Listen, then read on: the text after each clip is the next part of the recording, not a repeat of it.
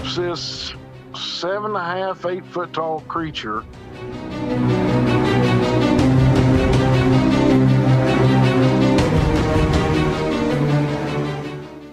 And after about 5 or 10 seconds, it just turned its complete body and looked at me like, "What are you doing here?"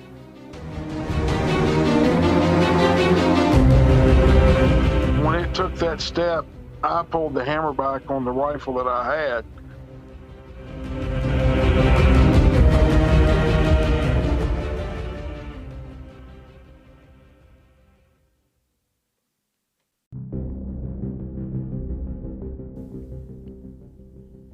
This is the Cryptid Creatures Podcast. I am Brian, and with me, as always, is my co-host Todd.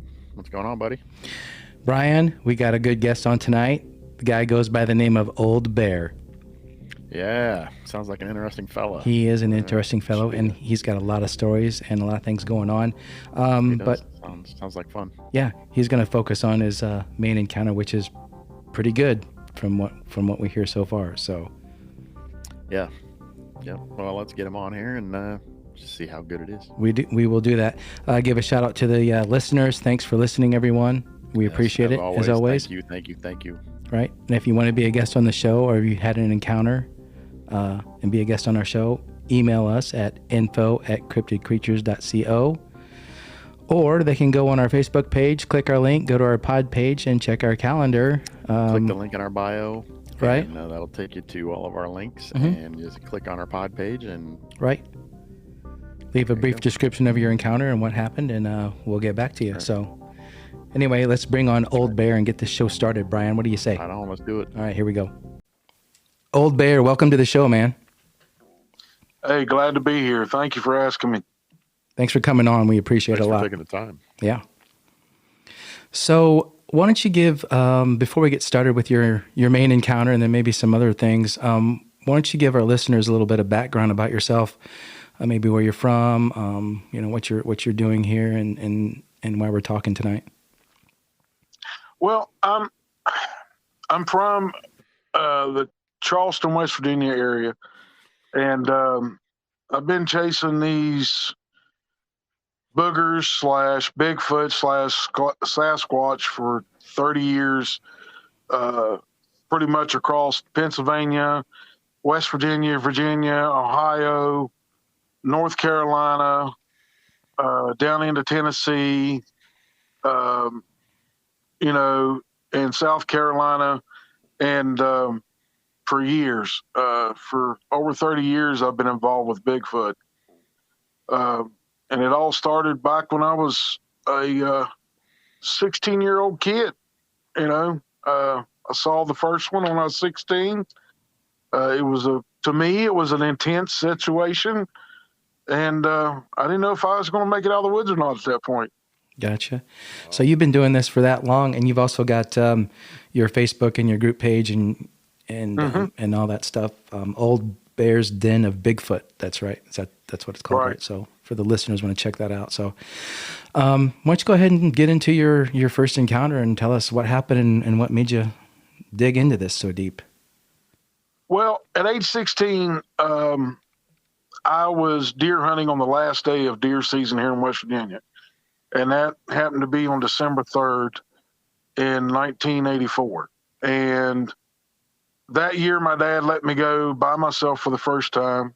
And I walked about a mile out of Ridge from where we parked my dad's vehicle, and walked over the hill a couple of benches and sat down near these two or three boulders that were there. And the biggest one was just off to my left, about 20 feet. And I'd been sitting there maybe 20 minutes or maybe 30 minutes, and these three does came running out from behind that boulder. I heard them coming, and I saw them, and they stopped kind of off to my right, probably 30 yards from me. Their tongues hanging out, breathing heavily, and they'd been ran hard.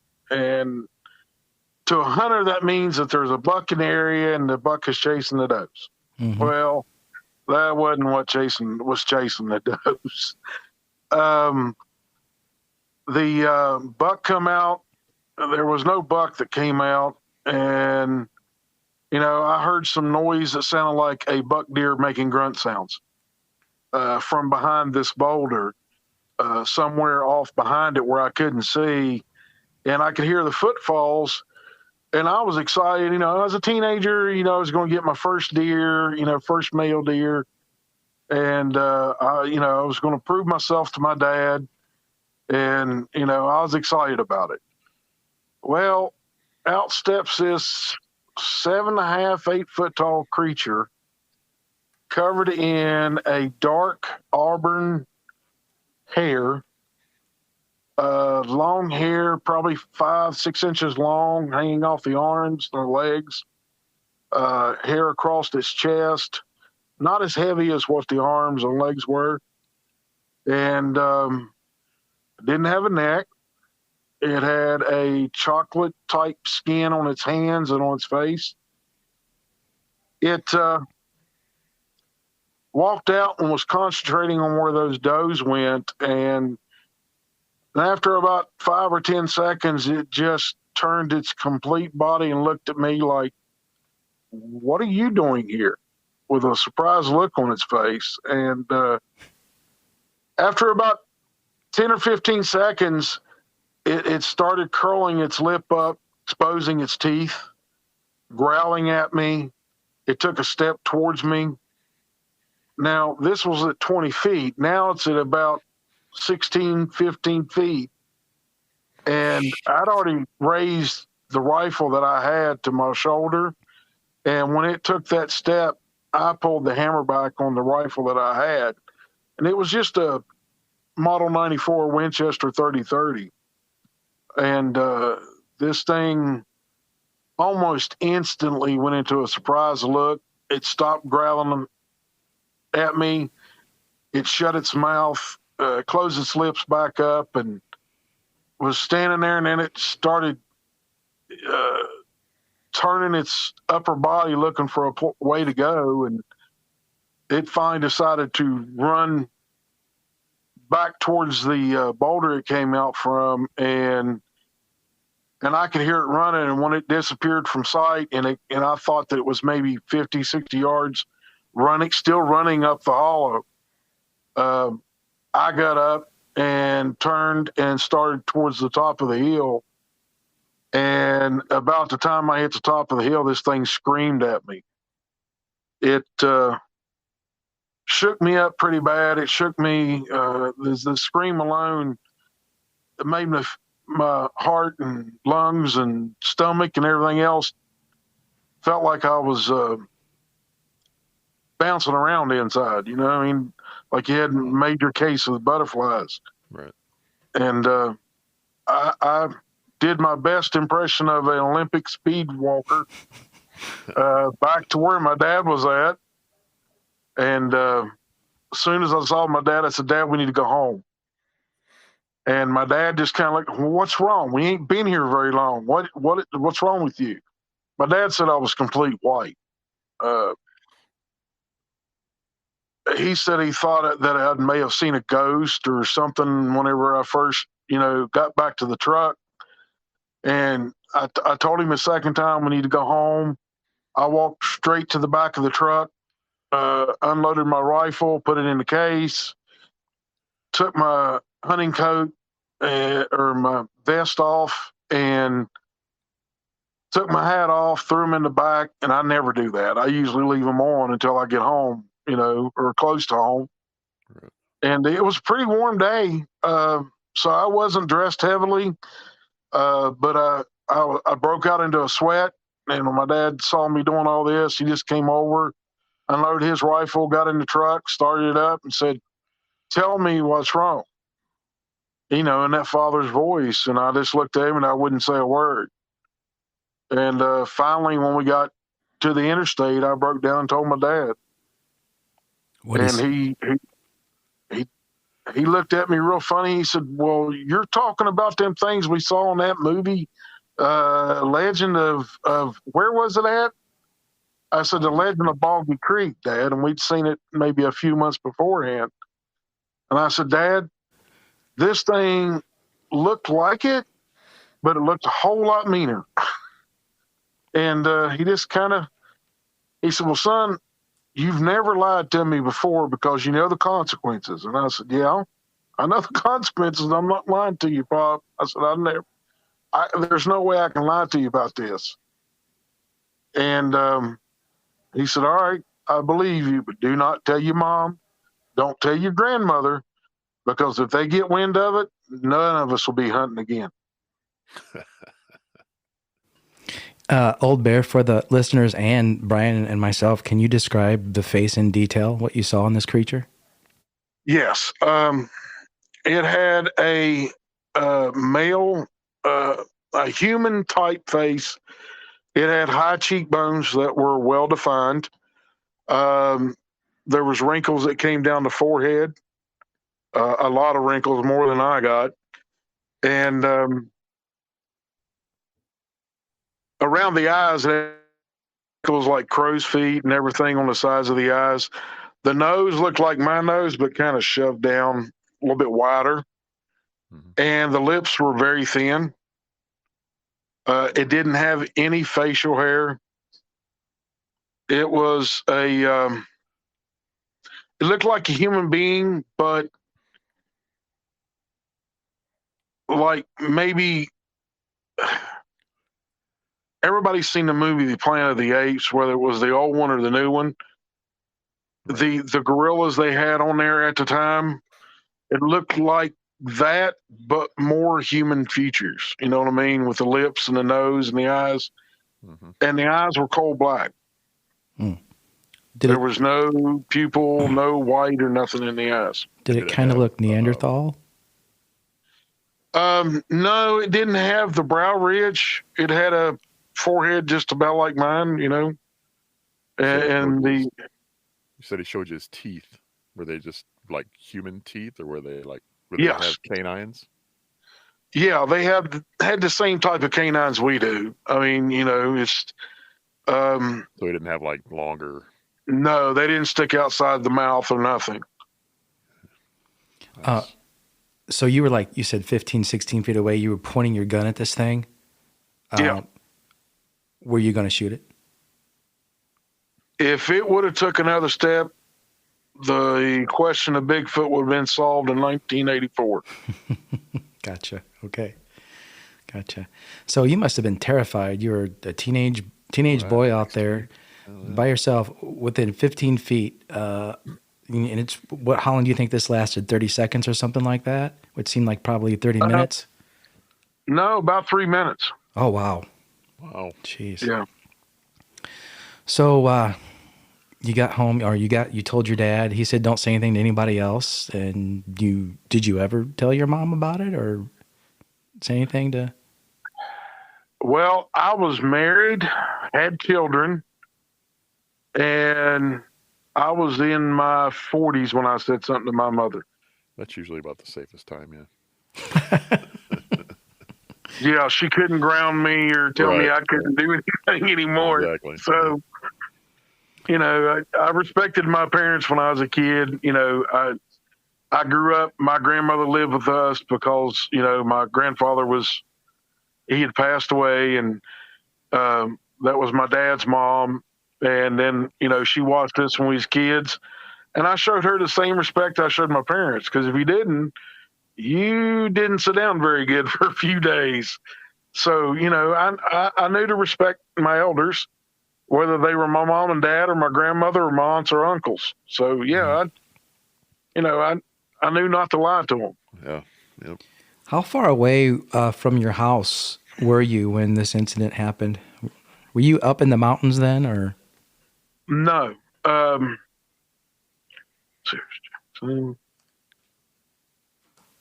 trying to figure out the counties we had to go through. Mm-hmm. We went through Jackson County, then into Wirt County. So 2 counties away. It was about the area we were at is still active today, because I can go up there now and get responses. Mm-hmm. It's about 110 miles from my home. Okay. It's about an hour and 45 minutes, 2-hour drive. Considerable, yeah, some distance for sure. So what after that? You just started looking into what Bigfoot was.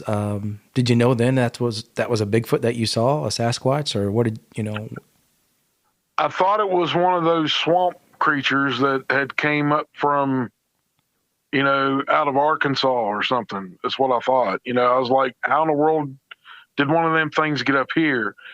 And I started asking around, mentioning things to buddies of mine that have hunted in deeper in the Appalachian Mountains than I have. And one buddy of mine told me that him and his dad got run out of the woods by one a couple of years before that up in Greenbrier County. And, we kind of started running around together more, and we started looking into Bigfoot and started doing, finding books and stuff out of the library or talking to other people. And when we go places or talk to people that had an account or an encounter with a Bigfoot, and, a lot of it was folklore, is what we got told. And then we got in touch with some of the local Cherokee elders here in West Virginia and started talking to them. And the more they told us, the more they described these things and what had happened. Some of them were this way, some were that way. That was what we were, we figured out that we were dealing with the Bigfoot, and that they were calling them a Native American name. And, we started talking to other tribes around the area in Ohio and Pennsylvania and getting their names for them and just trying to gather information for 3 or 4 years. And then we started going out and looking around for them. So what other things have you experienced then in your adventures out there and searching? Well,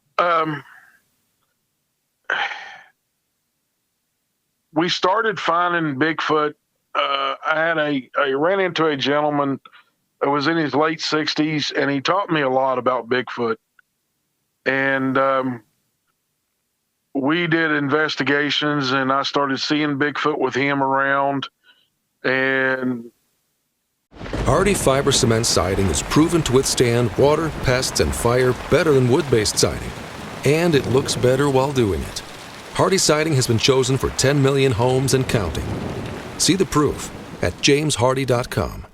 Doing calls, he taught me how to do their howls here in West Virginia. Because some of the Bigfoot in West Virginia, they have a very strange howl.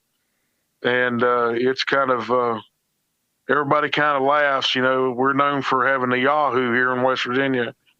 And they have a really strange way of, announcing that they're there. And, I've had Bigfoot that we were on an investigation one night after this gentleman passed, and out on an investigation ran into a clan of Yahoo, and they didn't like us being in the area and pushed trees down and almost pushed a tree down on top of me. Okay. Threw rocks at me, ran me out of the woods. And then when I say run, they would walk and keep up with me running. They can cover 4 or 5 feet, in a step, and it takes me 3 steps to get, or 2 large steps to get that far. And they, it doesn't bother them to run up a hill and keep up with you. But they've ran me out of the woods here in West Virginia, near Summersville, West Virginia. And that was a night that I'll never forget.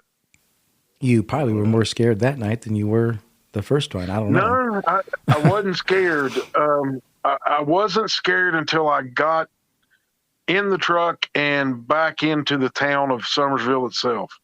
Then I had to pull into the parking lot of a Pizza Hut and sit there and gather myself so I could drive home.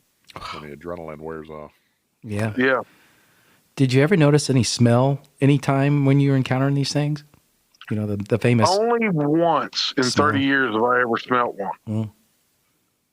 And I went into an area and was in there doing an investigation because there were reports of this rather large, big male Bigfoot that was in the area. They were saying he was over 10 foot. Well, they're right. He was over 10 foot. I got in there and was real quiet about it, and how I got past any of the other clan, I don't know, or maybe we were on a collision course no matter what. And he got in there and I coughed or something, and this was still in the daylight, and he started growling at me, trying to get me to move and leave, and I didn't. And I started getting closer to him, and then I got a real bad, pungent combination of wet dog with a skunk that's been dead for a week out in a 90-degree heat, and rotten meat. Mm. And he was definitely telling me, it's time for you to leave. So, yeah, that's the only time I've ever smelled a Bigfoot. The rest of the times I've not had any problem. I think they use it as a defense mechanism. I think we've talked about that before. An early warning system. Right. Yeah, for us. It's not for anything else but us. Yeah. Right. Yeah, for us. Yep. So you're still going out and doing investigations, Old Bear, and getting out there, or what? Yeah. Me and my wife goes with me now. You know, all of our kids are grown. We got grandkids, and the wife goes with me now, and I go to pretty benign places that I've known and found over the years when she goes. We're supposed to go up to Salt Fork State Park here at the end of the month and do an investigation with a Bigfoot group up there. And then we are going to go to Tennessee Labor Day weekend. Cool. Whereabouts in Tennessee? Well, there's 3 channels that are in it. My channel on YouTube, and then 2 other channels. We decided to have what we call a Squatch Out, just like a meet and greet thing. Cool. And we're going to do some squatching down there. Last year when we were down there, we had to leave early, and we had one of our children had medical issues last year, and we had to come home. And the night that we came home, they ran into some trouble down there. So, really, yeah, these Bigfoot made them leave, collapse their tents, throw everything in the car. Anything you grabbed that was yours, you threw it in the car, whatever way it was, and they left. Wow. And we decided to have a second year of going down there, and this year I'm not leaving. They're not going to run me off. Mm-hmm. Do you think these things are dangerous? I know they're dangerous. Yeah. I've had to deal with ones that don't have any problem eating you or me, and don't have a problem eating their own kind. Wow. What do you think? I mean, in general, Old Bear, what do you think Bigfoot is? Do you think it's what's your definition or opinion on this thing overall? Is it flesh and blood? Is it? Yeah. Do aliens drop them on the earth? Or I mean, what's going on with these things? What's your thoughts? I've heard all the opinions there are to be heard out there over 30 years. My opinion is I have never seen one walk into any kind of a portal. I have never seen one that can talk to me telepathically. I have never seen any of them be able to do anything other than what their strength and their body size limits them to. They have unbelievable speed when they're going through the woods. When they're on 2 feet, if they drop to all fours, they're twice as fast. I've been charged. Bigfoot have been within 20, 30 feet of me on multiple occasions, and they've never, telepathically told me to leave. They've always done something to make me believe they want me gone. Mm-hmm. Do they do those? Do they do those like gorillas? Do they do those? They call them fake charges or bluff charges. Where they run at you and stop real fast. They do the same thing a bear will do. A bear does the same thing. Yeah.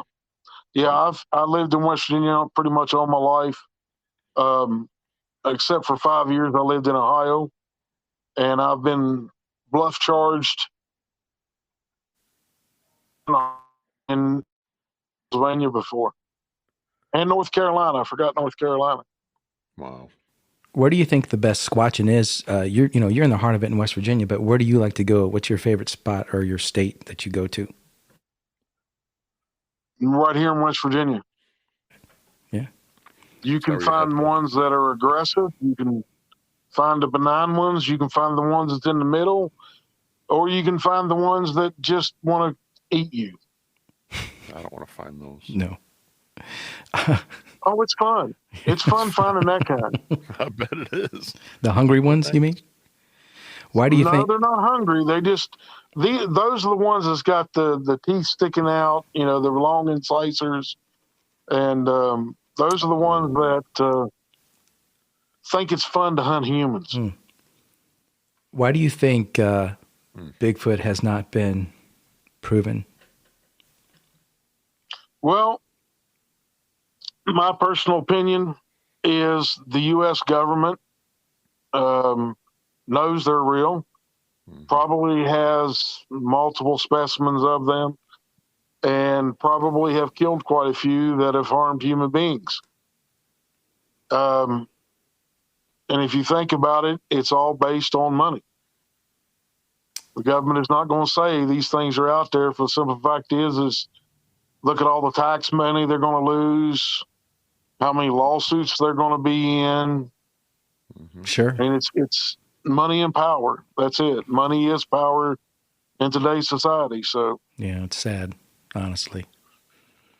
It is. But yeah, I think that too. And if we were talking about it on another show, that if these things are pronounced as being real, then it's going to screw up a lot of things, including religion and history and everything else, I think. So there's more than one reason why I think they cover it up for sure. But the thing about it is, the thing that gets me is that if these things are dangerous and doing things to people, killing, eating, whatever, then I think that it's time that someone says, hey, look, for people's protection, but people deserve to know. To find out that a person dies because of a Bigfoot and they send in an army of guys to kill this thing and take it out.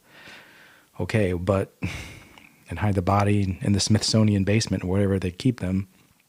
They just destroy them nowadays, I would say. Yeah. Do you think we'll ever know? You think the science will ever claim that Bigfoot are real?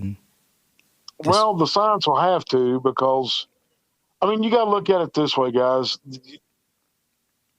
I've taken hairs that have had the roots, all that stuff, found bones from graves that are 9 foot long and 5 foot across, and sent them in to different scientists around, in the U.S. But where did most of these scientists get paid? They get grants to do research. You take away a $500,000 grant, how much of that goes in that scientist's pocket? Right. Never thought about that, but yeah, you're right. If the government says you don't talk, you don't talk. I've always said that scientists will say whatever the guy that's writing the check tells them to say. Right. And that's how it works. I think what it's going to take is somebody like you, Old Bear, to go out there and just put one down and throw it in the back of whatever. And Yeah, but even then, well, as soon as they knew you had it, you're getting a visit. Yeah, they're coming for you. You know. right. Yeah, the only problem with that idea is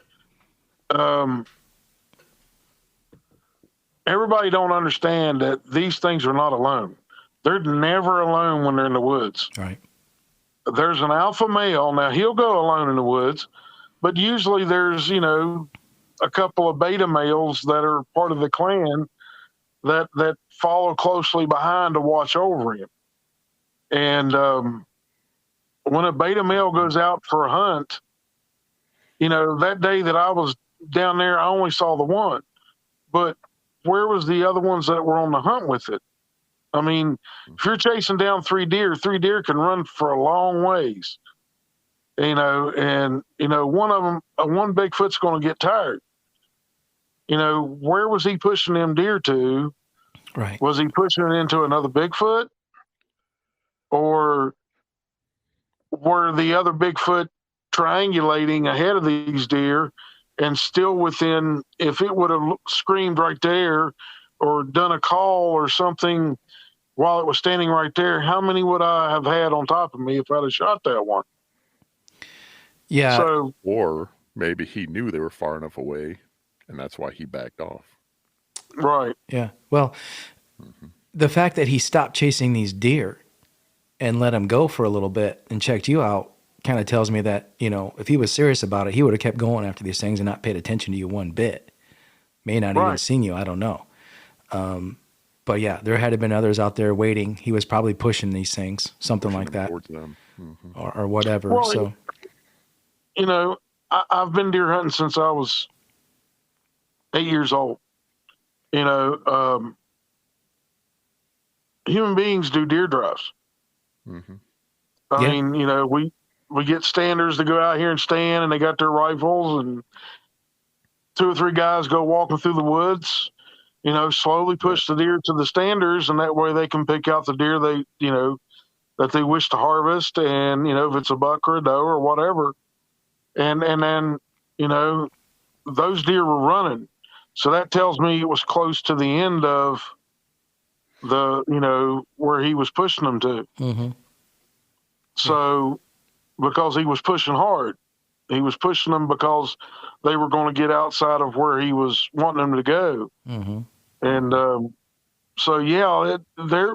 I feel that there was at least one other one there, but even if I'd have shot that one shot it in the head, whatever, where was the other one going to come from? And where would I, how many shots was I going to have to take to kill that thing? Right. Well, So, it would have taken some time maybe to track where its buddy was, but it would have heard the shot and came that way possibly. yeah.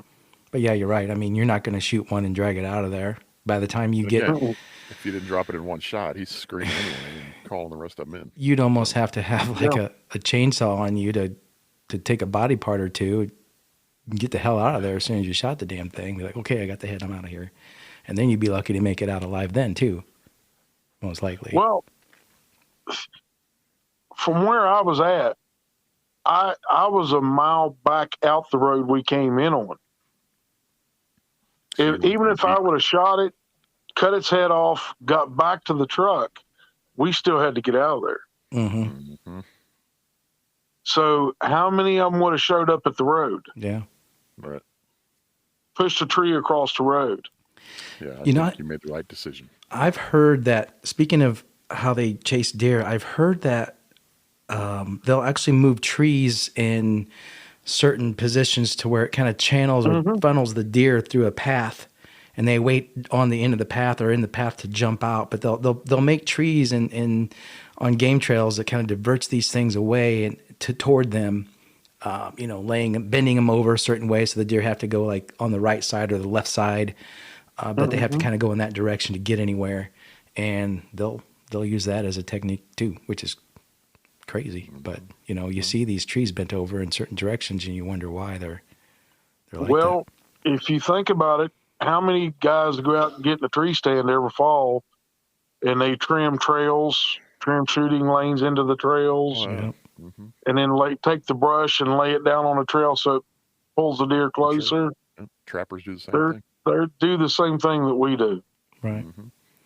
Were you ever able to get any pictures of these guys when you're out there? Or do you ever take a camera with you, or do you just don't even mess with it for whatever reason? I gave up on the camera for the simple reason is every time I got a good picture, oh, that's a person in a suit. Yeah. That's a costume. That's the first thing. That's all I heard for 20 years. So you just take it in for yourself and enjoy it, right?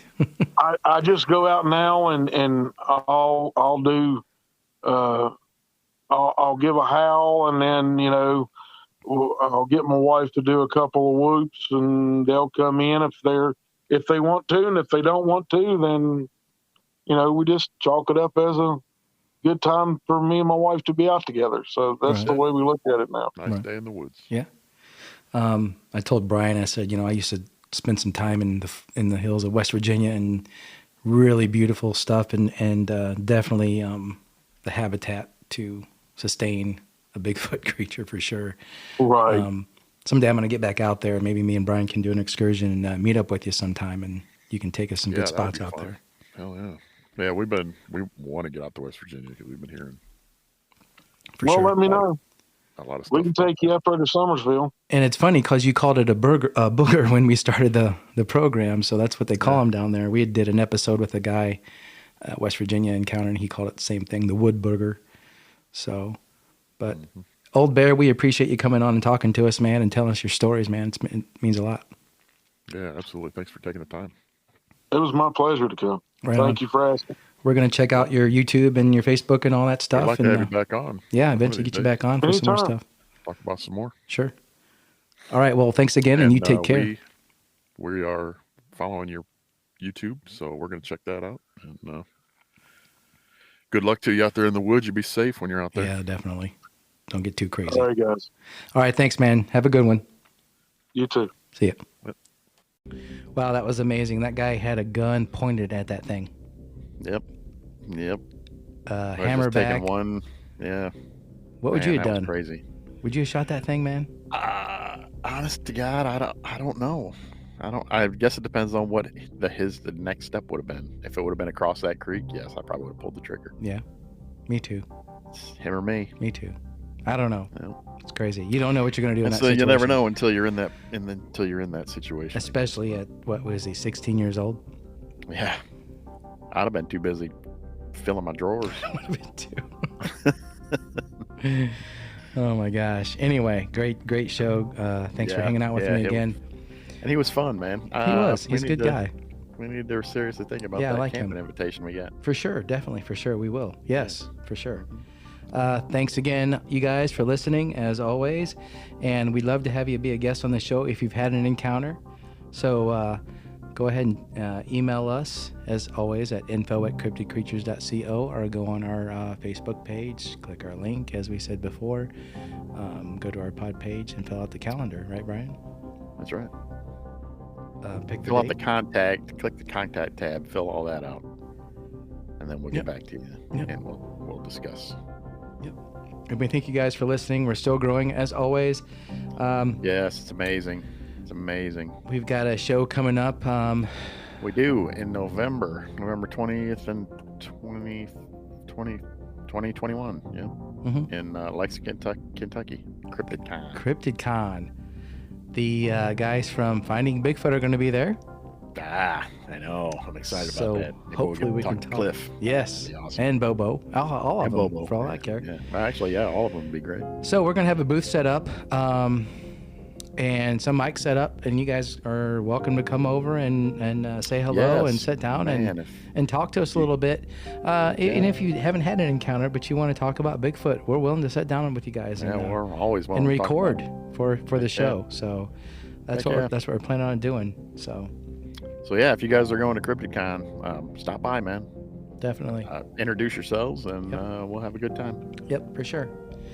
And as always, Brian, thanks for hanging out with me, man. It's been a great show. As always, it's a great time. Right on, man. All right. We have been having some really great guests. So for sure. Let's keep this show rolling. And looking forward to many more. Yep, right on. All right. We'll talk to you next time, man. Yep. See ya. See ya.